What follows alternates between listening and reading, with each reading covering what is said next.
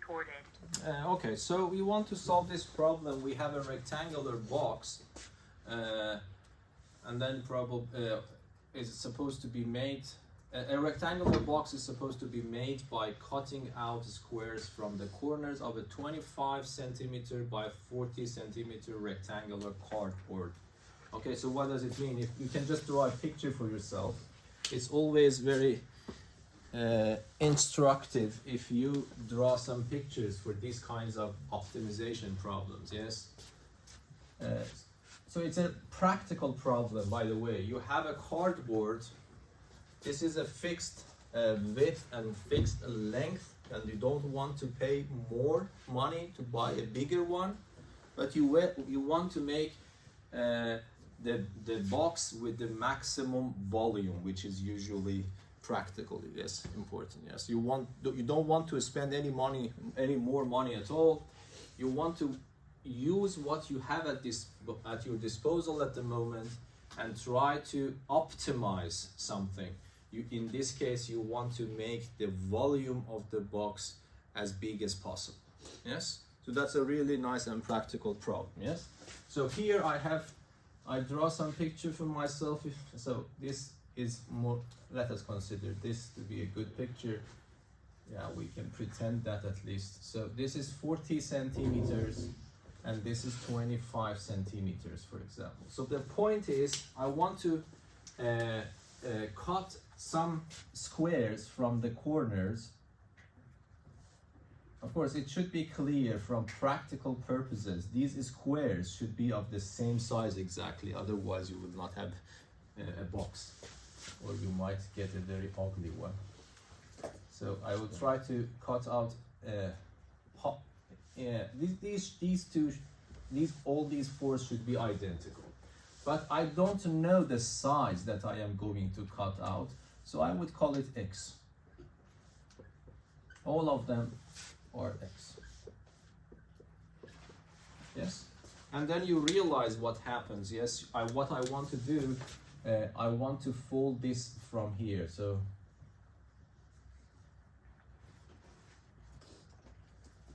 is that question clear? I need to fold them on these red dots and then fold it up. Then you will have a box without any lids. Yes, is that clear?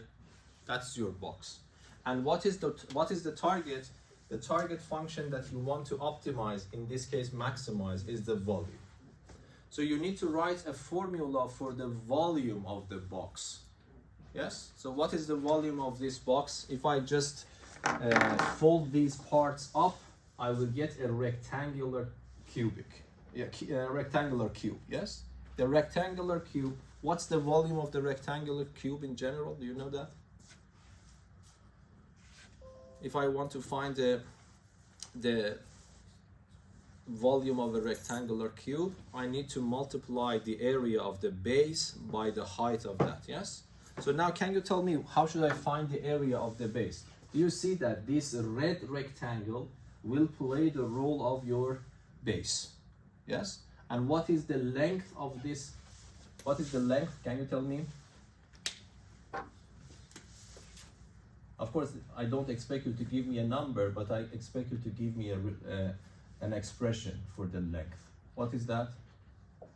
40 minus 2x. Exactly, thank you. 40 minus 2x, because from here to here is 40. I am cutting out x units from the left and x units from the right, so what is left for me as the length of the base is 40 minus 2x centimeters. Yes? And then what I have for here, it's probably similar. What's the answer to this part? 25 minus 2x. Everyone agrees? Yes? Okay, and then what will play the role of the height of this box after it is made? X. X, thank you. So everything is clear. Now, if I ask you what is the volume, let us show it with V. And then this becomes the area of the base, which is 40 minus 2x times 25, oops, I made a mistake. This is 2x. 25 minus 2x, and then multiplied by x. So this is your volume. And this is expressed in terms of x, so this would be a function of x. Is that clear for everyone? Yes? Now, is there any interval? So for example, it is very clear that x cannot be negative. It doesn't make sense to make x negative, yes? So it is clear that x cannot be negative. So the lower bound is x. Of course, x equal to 0, it means that I'm doing nothing. Yes, so I don't have any box at all. So if you want to, you can just take it away, okay? But x can be any number greater than 0. But is there any upper bound, upper limit for the values for x? Yes? What is the upper bound? X cannot be bigger than some particular number in this case, for practical purposes, yes? Yes? 12.5, yes? Because if it is bigger than 12.5, what happens? This is the width is 25, and I'm cutting x up from the above and from the below. If this x is bigger than 12.5, then it's not possible, yes? Because on the other hand, you can see it in a different way. This is the width. This is supposed to be positive. So x should be less than 12.5. Is that clear? So it goes up to 12.5. So let me write 25 over 2. And then when you are at this stage, the problem is, the optimization problem is finished. You need to remind yourself about the method of finding the maximum and minimum of a continuous function on an interval, which was the lesson we learned about that. So do you remember what is the first step if I want to optimize this? To maximize this, what was the first step? What was the strategy? Yes? No one?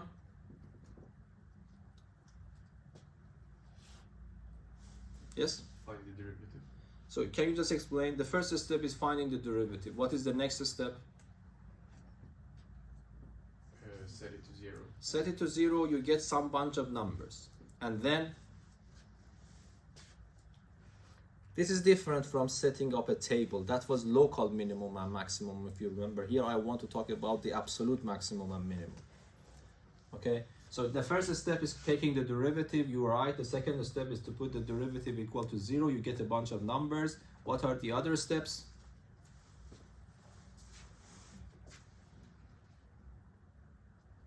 No clue? So in principle, I told you, there are many algorithms in this chapter. You shouldn't get confused. Let me just remind you a little bit. So if I have a closed interval, do you remember the interval containing these two? And if I want to maximize my function or minimize my function, what are the possible points that this function can get its maximum or minimum? For example, in this function, the minimum is here, yes? It's a local minimum, but the maximum is occurring at the endpoints. So if you remember, I told you, you don't need to memorize. It's easy to visualize if you have a continuous curve that you can draw it with just one single pen stroke, and if you have a closed interval, there are two categories of points that this function can have its maximum or minimum. Either the local extreme points within the interval, or at the endpoints. Okay? So if you just remind yourself about this, it is not hard to remember what to do. I need to find these points. So for this one, you know, as you said, you take the derivative, equate it to 0, and find the candidates of local extreme points. But there are other candidates for this type of problems that you are working on an interval to calculate the value of the function at the endpoints. And then you get a bunch of numbers at the end. The maximum number that you have in your list is the absolute maximum, and the lowest number that you have in your list is the minimum. Is that understandable?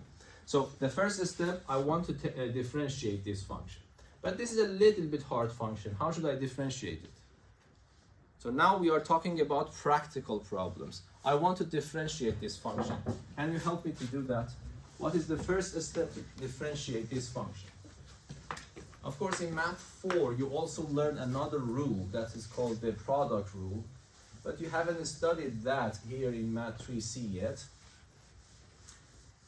So we have to do it in a different way. What is that way? Yes, just tell me something. You need to simplify. Simplify, you mean expand? Expand, yeah. Yes. Okay, so I have to expand that first.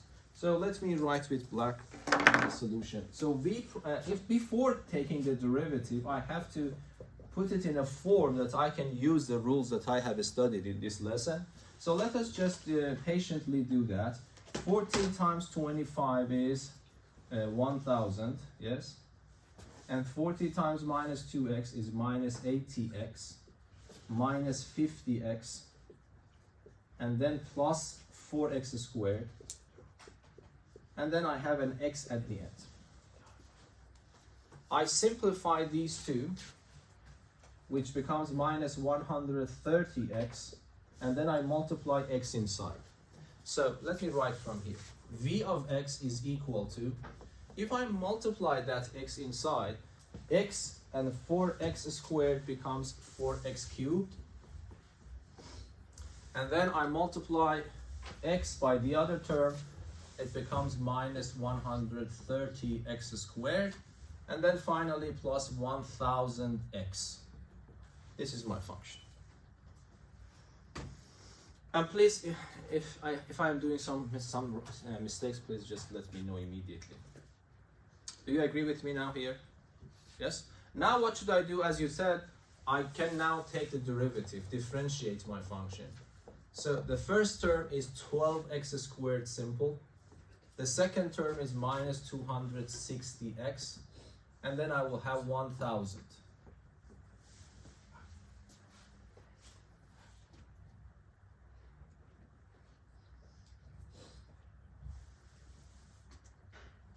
Okay, so these are horrible numbers actually. Okay, but anyway, so I need to put it equal to 0 and try to solve the problem. So 12x squared minus 260x plus 1000 equals to 0. Let me simplify this as much as possible. Yes.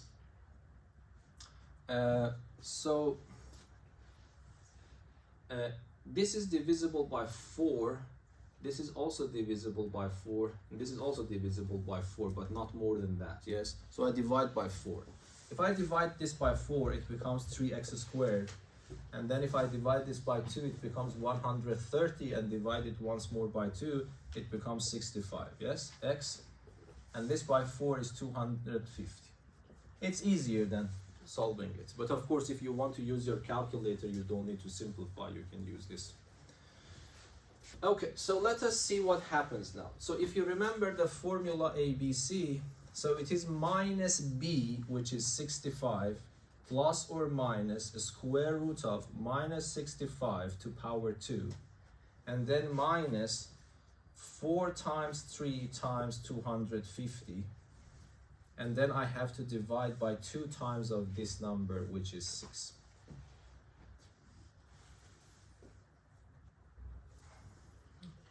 So this becomes 65 plus or minus a square root of 65 to power 2 is 4225, yes. And then this one is 3000. And then I have 6.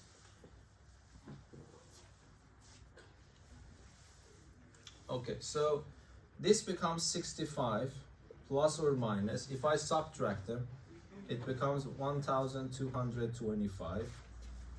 Yes. Sorry, no problem. Just watch the wire. Thank you.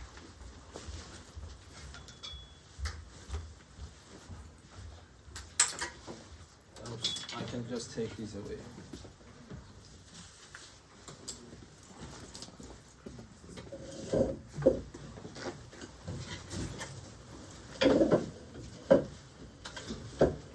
Okay, divided by 6.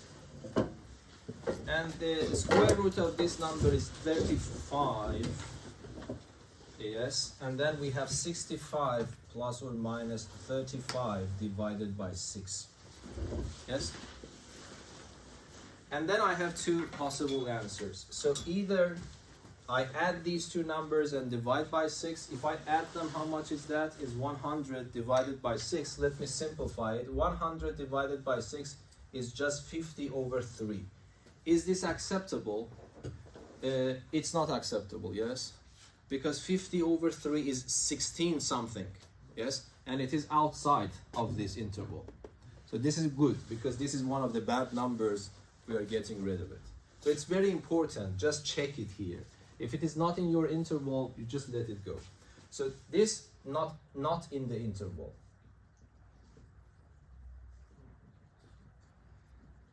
Okay, so we don't want it. And then here, 65 minus 35 is how much? Is 30. Divided by 6 is 5. Is that yes, that's acceptable. So this is the only answer acceptable from the derivative. Yes? Be careful. If you want to find the local extreme points, you have to consider both of them. Because might be one of them occurs here, the other one here. But my point is not local maximum or minimum. I want to optimize, I want to find the absolute maximum of this function on a given interval. So I don't care what's happening outside that interval. Yeah, so this is important. If you don't write this interval in front of you, then you might say that, okay, both of them are acceptable. Okay? So these are my answers, but it is not finished. I need to go to the next step. Okay, what is the next step? I don't think we need this picture anymore, so let me get rid of it. So what we need to do, we have to calculate this function, or of course this function, but I would prefer to work with this one because numbers are smaller here. Okay, they are the same thing. This is Vx in factorized form, this is Vx in expanded form.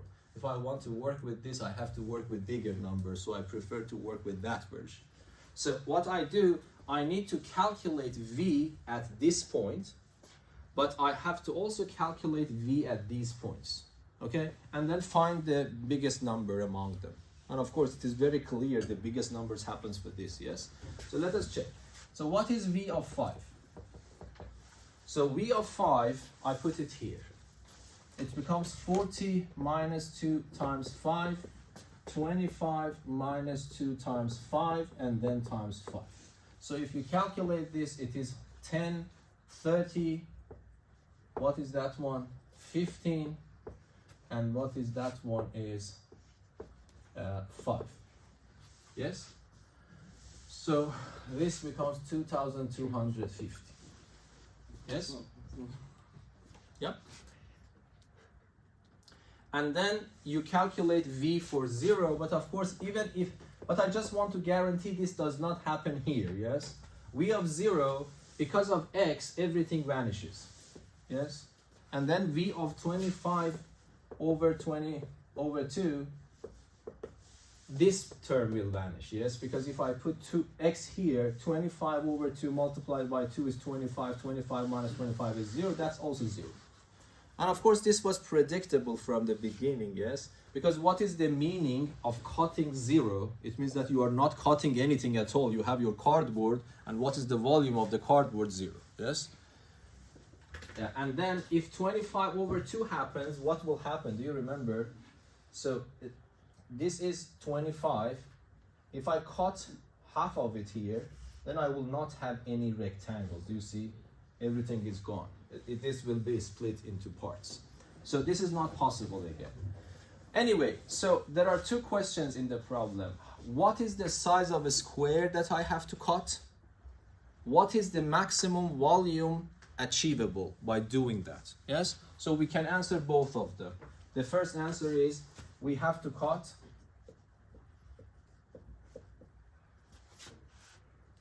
squares